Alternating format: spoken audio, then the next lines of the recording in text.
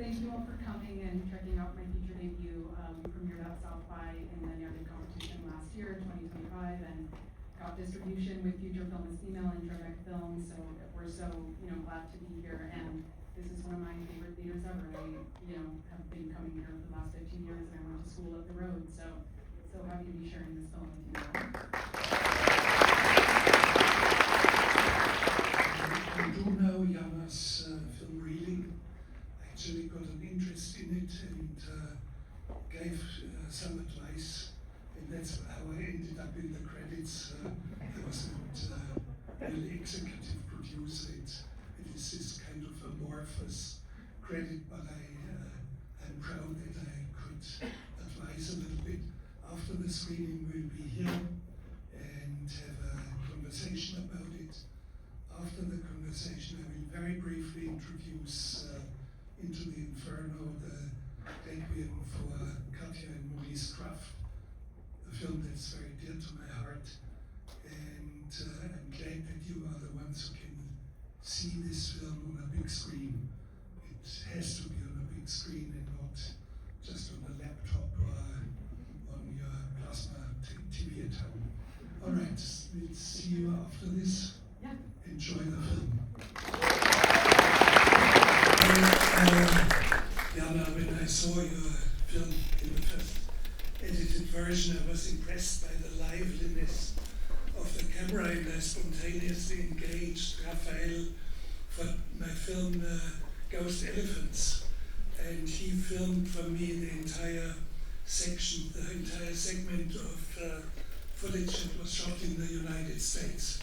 The Smithsonian Rotunda and some university labs and so on.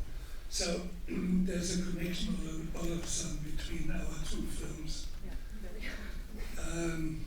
So may I take the lead? Yeah.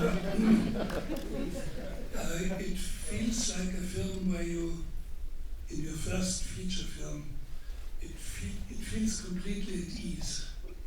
And it feels at ease because you grew up in Hawaii. Much of your childhood, adolescence, you spent in Hawaii. You know the locations, you know the people, you know the beaches, you know the darker sides. And so my question now is, in the film, you engage some of your friends in the party scene. There's just friends from high school, your buddies. Actually, even some of the leading actors are friends. Now, there's a conflict when you're on the set and you have to direct an actor. And it's your friend, it's your best, one of your best school friends. You have to somehow tell them what they have to do, and there is no mercy. And there's a conundrum. How do we deal with it? Yes, you're absolutely right. And it comes very often to those who make early films. Yes. To me as well. Yes, absolutely. I mean, I think one of the things I've always learned.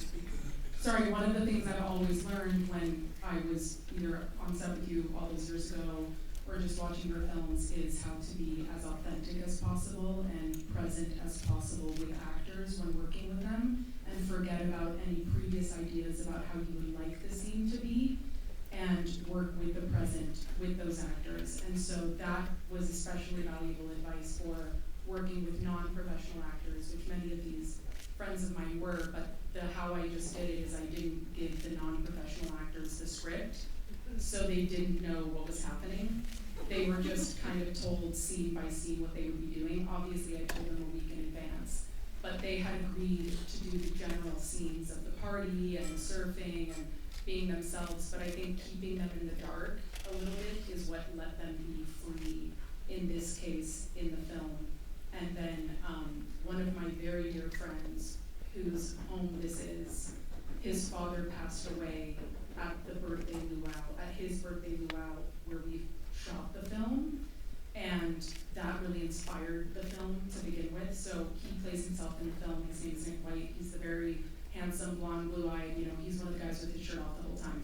But he's one of my closest friends, and I told him, we had a very beautiful conversation after the food blessing scene in which they speak about the father that has just passed. And I said, you included it into the film, even though it was probably not in the screenplay. So yeah, well that one was in the screenplay, but he was the only non-professional actor that I had given the screenplay to, and I had full transparency with him about what the story was about and how his real life story, the loss of his dad. Because the lead character with the traumatic brain injury is all fictionalized, so that is not from reality at all, but the moment in the food blessing scene where the father has passed away, that is based on the real moment of at his birthday luau years before, where there was a man next to me and he just started laughing uncontrollably and he couldn't stop himself. It wasn't as dramatic as what you've seen in the film, but there was something there in that moment that kind of led and inspired the entire film to happen. So I spoke with my friend whose house this is, his family has had it for generations, and I said, I'm thinking about doing this film and I'm thinking about this story, and this moment was the inspiration for it. So he was the only non-professional actor who read the script and understood what the story was about, because I asked permission for him to be in it and also do something similar to the subject matter. But yeah, essentially all the other non-actors, all the party people, the guys at the emu pit, when we first see them, they all just showed up. They're very dear friends of mine. They love me and they trust me, and they just, I didn't want to tell them too much in advance what they had to say or do, because I didn't want it to feel stiff. So. Yeah, so you allowed real life to invade your movie, and you can tell when they roast the pig, this is beautiful. They knew what they had to do, yeah. And it's a very Hawaiian thing. I think similar things you would find in Papua New Guinea, where they dig a trench and they put leaves and whatever in it, the pig on top and hot stones. So it's a very specific ritual, and of course you knew about it, and you wanted to have it in the film. Yes, and also, to that note, that is a situation and an environment that I have been in for years growing up in Hawaii, and so I felt comfortable depicting that, and I just knew that, a lot of the times, especially when studios make films in Hawaii, they're either high rescue movies or like tourist resort kind of movies, and I was like, okay, I want to do something rooted in local culture and authentic to Hawaii, not indigenous Hawaiian lead characters, but Hawaiian culture and how it's been adapted over the generations. And so the emu pit is something that I've experienced for years, going to that house at my friend's birthday luau every year, and I felt comfortable depicting it only with local actors from Hawaii that feel very true to place and actually do that every year. That was very important, because I can tell, and maybe some locals can tell, who the non-locals are by the guys that are wearing t-shirts in the movie, and the ones that are not and doing the emu pit with such ease and comfort, they're the ones that are really doing it. That was shot documentary style, and that was part of the advice that you had given me before I shot the film. I was talking about that scene, and we ended up shooting that, just the DP, Raphael, and I, with the boys before the real birthday happened. So our shoot date actually overlapped with the annual birthday luau. So that was the real pig. There were 40 people behind camera going to attend the birthday luau after that scene. So the real pig was, that was eaten by 50 people at a birthday celebration. And to defend the meat against the intruders. Yeah, that's a little uncomfortable for a lot of people to watch, I think. Watching the pig just get ripped to shreds like that, but there were a lot of motifs with Ryan's storyline and the pig getting butchered like that as well, so sorry about that. People complain it's uncomfortable. The vegetarians. Yeah, well, let vegetarians be vegetarians. I have no problem to watch a film about vegetarians. I shouldn't have vegetarian have a problem seeing eating a steak, a delicious succulent steak. So, a part of the local flair and your knowledge about all this. There was some financial subsidy or aid from the state of Hawaii. Can you speak a little bit about it? Because it's a very interesting side of filmmaking, of independent filmmaking. Yes, absolutely. And to be Hawaii specific, Hawaii's tax credit is actually very small compared to other states. You know, it's 22% or so tax incentive back. And so we raised a little bit of money to make this happen. This film was shot for $100,000 and it was shot in 8 days. And when I first told Werner about the shooting schedule, he said, I can shoot it in 4 days. I said, I don't doubt that. Absolutely, you could shoot it in 24 hours. And the great thing about, you know, Hawaii is such an incredibly, like, wonderful ohana there that everyone likes to help one another out.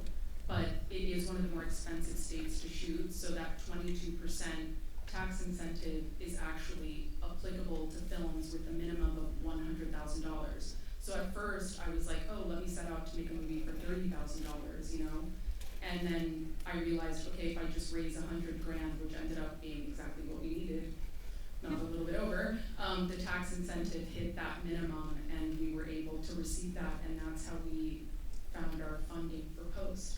So, but yeah, overall, you know, this was the only film made in Hawaii last year, like that showed at the Hawaii International Film Festival last year. Independently, locally made film shot in Hawaii, not documentary, but fictional film.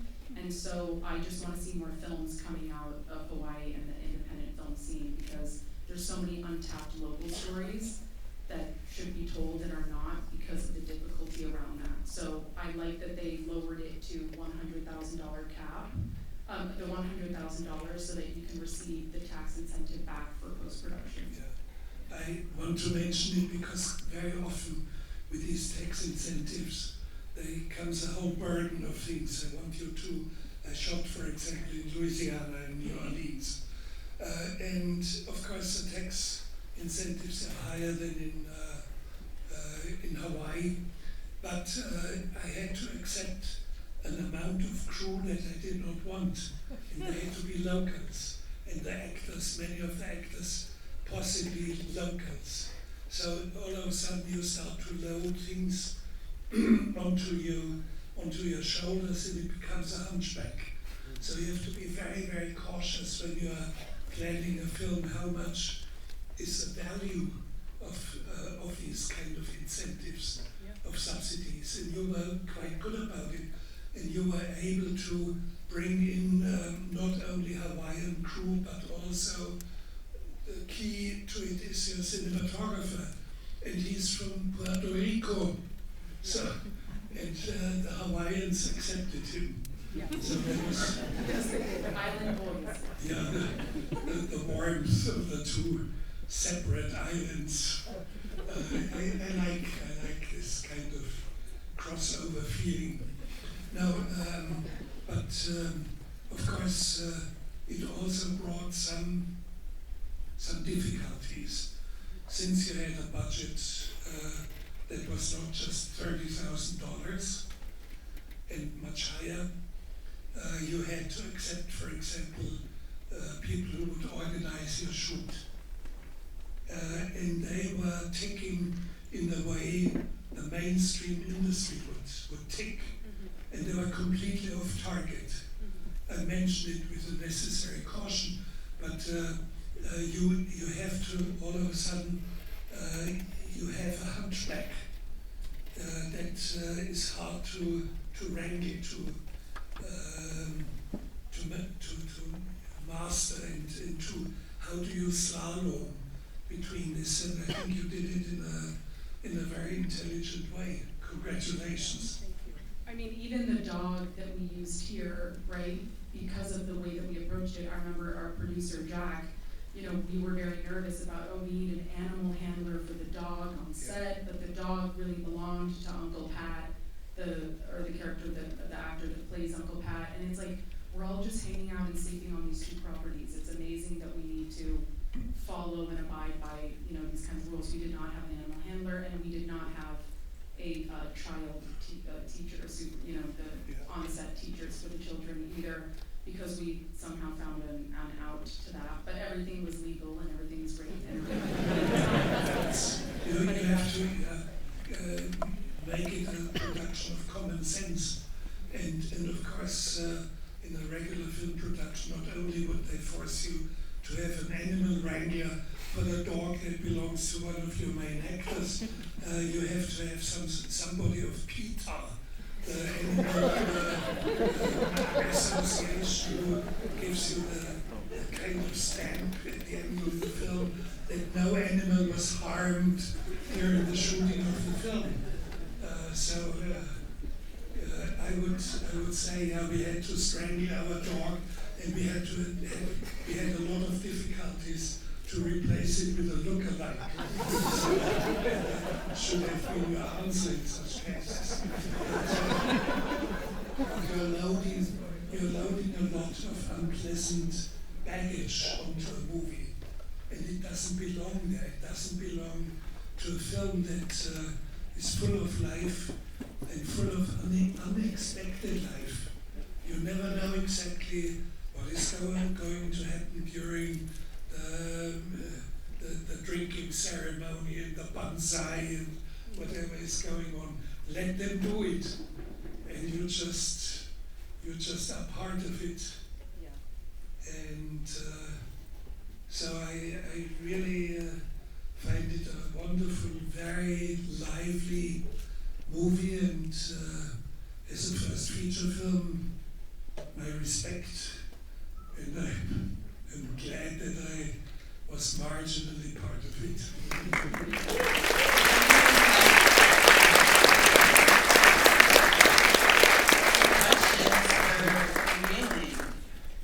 Right over there. Hi, I'm friends with Karen. I'm so Can you speak excited. up a little bit? I'm just so excited to see this movie. I've been trying to see it for a year, and I loved it. And I'm wondering how much you rehearsed all the wonder elements, and if that was a part of the script from the beginning, and how much access. I know you grew up in this house, so how did that play with how you were designing the film? yeah, totally. So yes, my best friend grew up in this house, and I did grow up going to this house. But yeah, that was factored into the script beforehand, and we had a Steadicam rehearsal day the day before the shoot started. So the Steadicam rehearsal day was just with the professional actors, not with the non-professional actors, so that they wouldn't feel stiff during the actual filming the next day. So we had this like technical camera rehearsal with, of course, the actors who knew how to redo it in a authentic, spontaneous way the next day. So yeah, that's really how we approached it, is like all of the Steadicam or the runners, especially the drifting runners, those were all decided upon the day before. And then we just captured a lot of things on set, like the gecko scene with the lead character. We wanted that, but we didn't know if it would happen. It would be up to a gecko if the gecko wanted to join us. And the gecko happened, and we stopped everything, and then the DP just rolled camera on the gecko scene. So, but yeah, so anyway, but thank you. Right here. Hi, I have a question. You said that a lot of the actors were just friends of yours or acquaintances, people you knew, and there's some fairly emotionally complex material going on in the film. So I was just curious, as the director, how did you communicate and sort of work the performance you wanted? Repeat Yes. the gist of the question. Yeah, so the question was around, since these are a lot of non-actors, there's some emotionally complex pieces going on here. How did you kind of communicate that and work with these actors for that? Well, the non-actors were not emotionally complex. That's just it. Like, none of them on the script except for the one, Nick White, whose property it was and whose father had passed away the year prior. The food blessing scene also was something they had no idea what was going on until it was happening.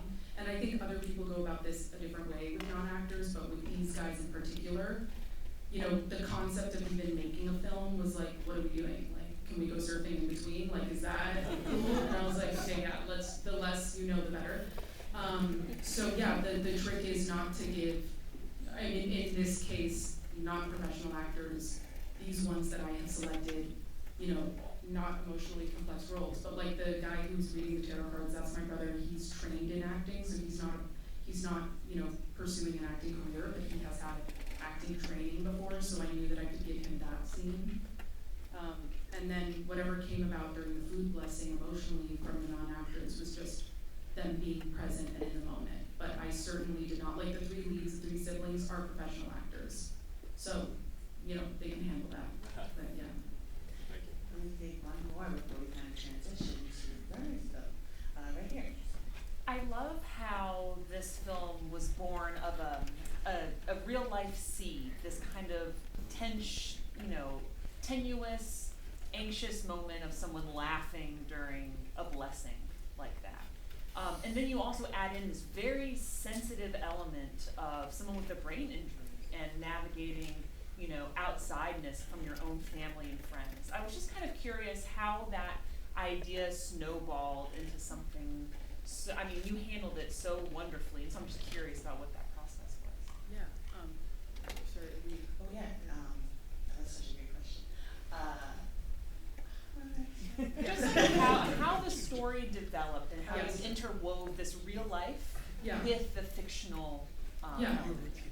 Absolutely. So in terms of the real life food blessing scene that occurred, I just remember being so in the zone and feeling so much emotion for my friend whose father had passed away.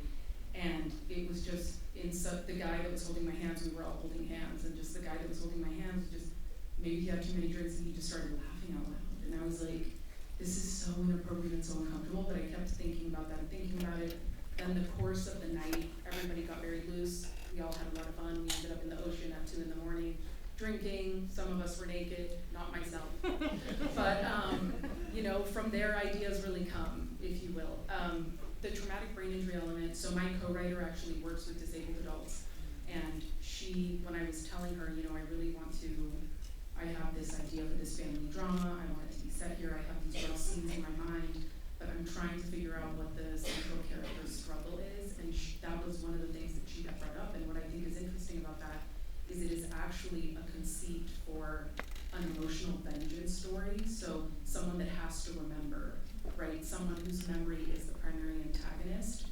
And also it gives us kind of there's no exposition in this film because unfortunately, or fortunately, I keep everybody in the dark with Fortunate. Yeah, exactly, because I didn't want to explain every single relationship, but we are in his point of view. We are imprisoned with him while he's trying to remember. And so the TBI, the traumatic brain injury, is also a device to reintroduce him to people, but also introduce the audience to these people and have us know just what he knows. And so in that emotional vengeance story, it's this idea of like, at the end, he is able to find the truth, even if his mind is always fluttering and the facts are always going to be, you know, going one way or the other. You know, our body knows the truth, our heart and our soul knows the truth. And so when he is leaving in that final scene and walking away from what no longer serves him, you know, that's what I was going for there, is that kind of, you know, story really based on man versus memory.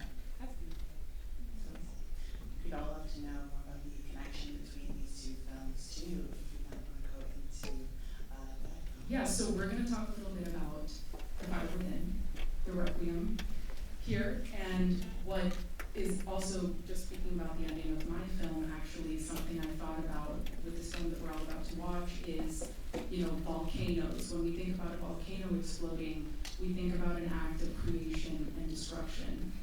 And in a lot of ways, the way that my film ends is an act of, depending on how you want to see it, when it cuts to black, it's either an act of destruction, which is also creation into a new life and what he's moving on to next.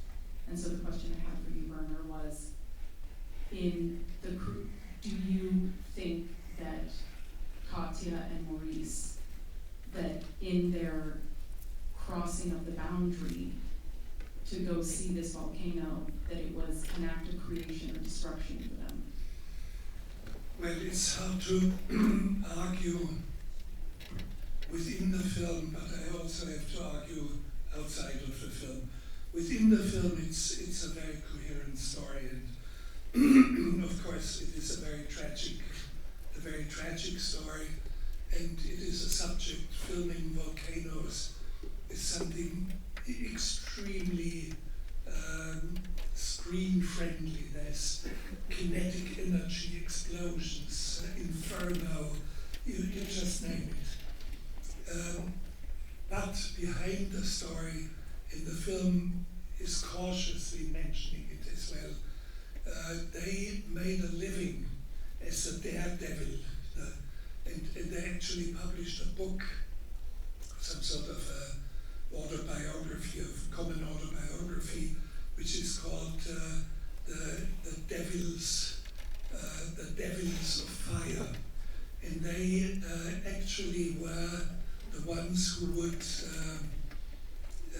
make a good income on French TV and some other international TV, but mostly French TV. That there we are sitting back at home and we are having a good time and a cool beer next to us, and they are out there somehow daredevils who risk their lives every minute, every day.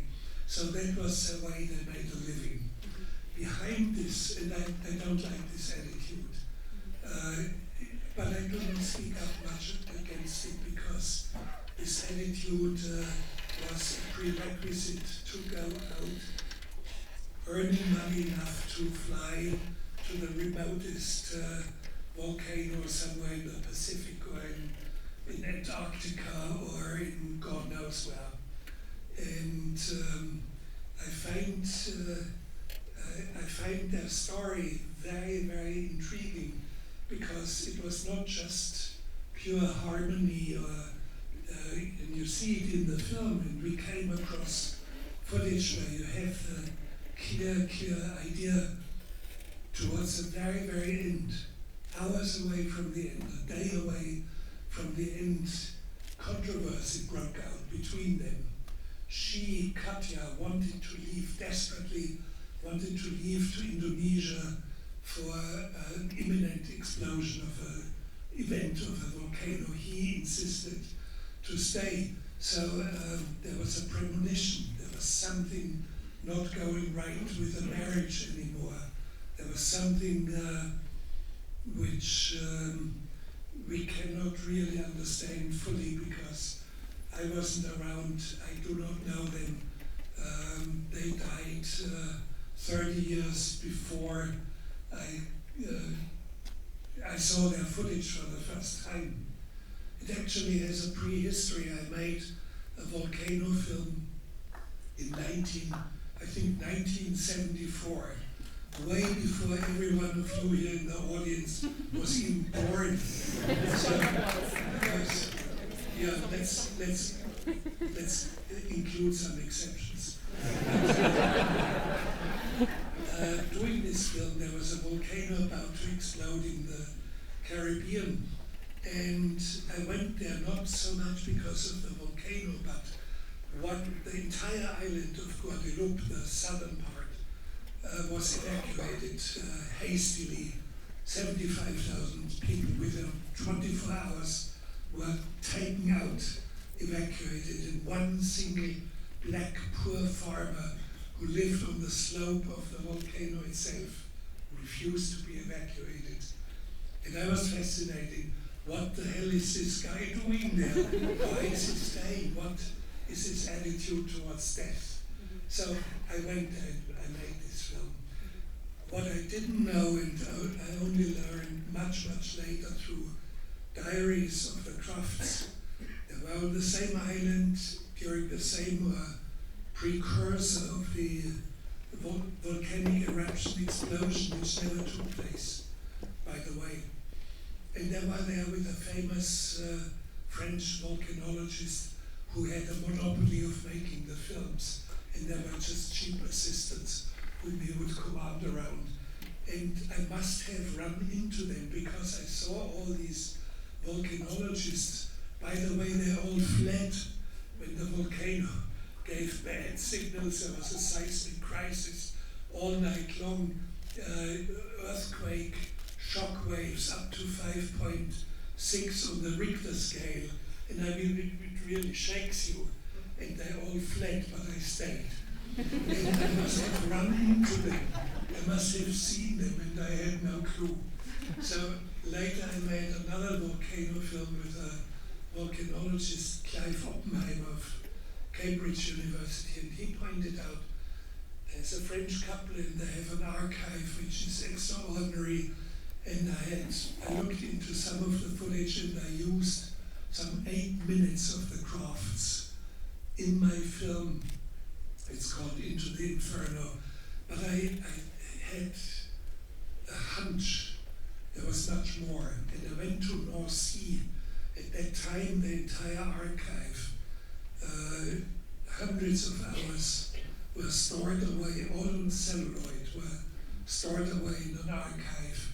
And I looked into it and I dug into it, and the deeper I dug into it, the more I was stunned. And I said to myself, there has to be a film about this, about the footage. And by the way, the footage is so rich, so fulfilling, that it could be 5 other films can be made out of it. And exactly another film was made by a woman director whose name eludes me now. Pardon?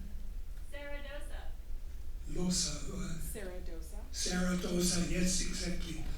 She made a completely different film with the same footage, and she focused on a love triangle that she constructed, superimposed on the footage. There's KATIA KRAFFT, MAURICE KRAFFT in love, but there's a triangle relationship. The third in the triangle is a volcano. Yeah, it sounds funny. It's a little over-constructed. You have to watch the film. I think mine is better. It doesn't really matter. No. The footage of the KRAFFTs merits at least a dozen more films.